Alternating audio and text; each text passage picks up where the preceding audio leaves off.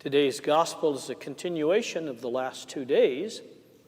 So if you've been going to daily mass, you'll recall that Jesus began in Nazareth, preached at the synagogue there, reading the passage of Isaiah saying, I've come to bring glad tidings and to release those that are in bonds, free, and so forth. And then he said, this passage is fulfilled. In other words, I'm the one that's going to be doing it. The good, and then he goes to Jerusalem and says the same thing. The good news for Jesus then is freedom from the shackles of everything that binds us, keeps us down. And we normally think of that as from sin. But it's also from anything else that would shackle us down.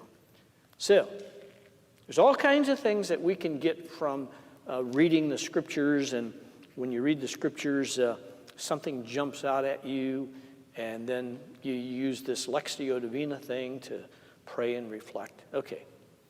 So today, when I read over the gospel, the word that jumped out at me was rebuke. It says that Jesus went to Peter's house, or his wife's house, and the mother-in-law was there, and she was sick and with a high fever, and he prayed and rebuked the fever.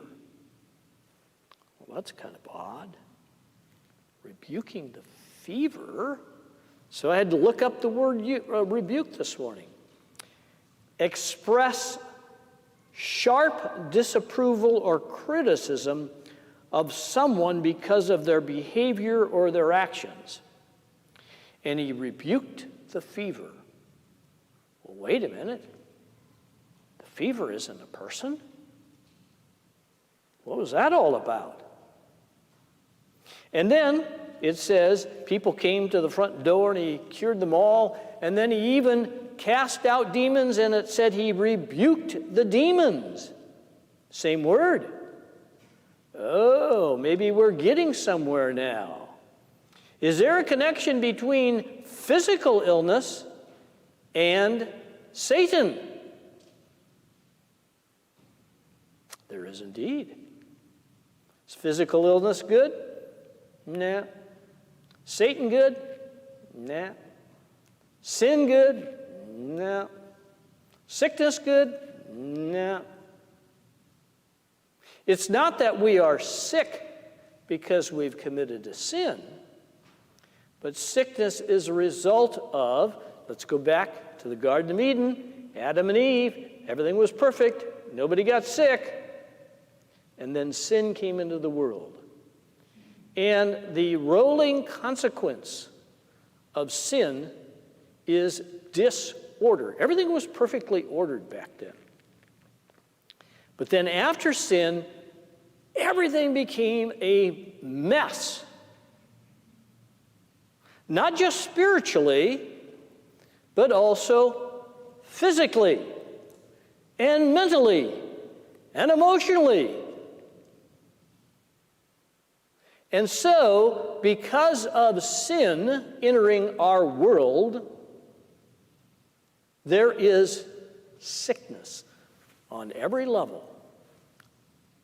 Physical, emotional, psychological, spiritual. And so why did Jesus come into the world? He says, I've come here to free people from all this sickness and this disorder.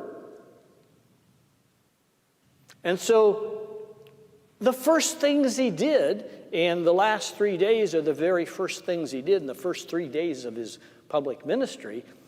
The first three, not only did he preach, but he did what he said he was going to do.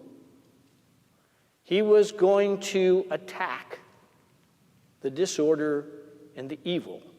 And so he cured illnesses and casts out demons. And when you read the Gospels, he was curing people constantly, wasn't he, of illnesses. Read the Gospel, and that's all he was. It seemed like he did more of that than preaching itself, because that was preaching. It was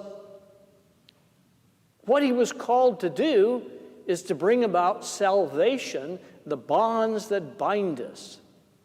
And of course, we always think of it as sin, but it was everything else. So, here we are,